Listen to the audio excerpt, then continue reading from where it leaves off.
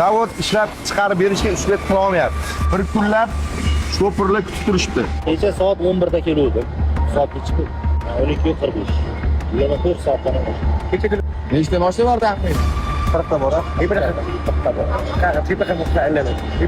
Javob.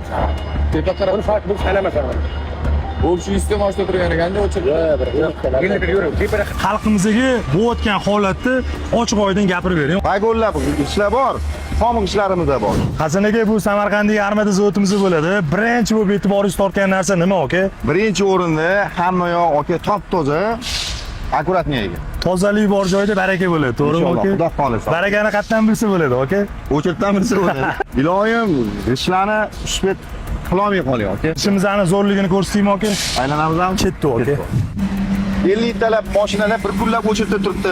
Hech vaqtida yetib bora olmasa, shofer yoki zavod aybi bilan emas, navbat ko'p o'chirib ko'p ketyapti.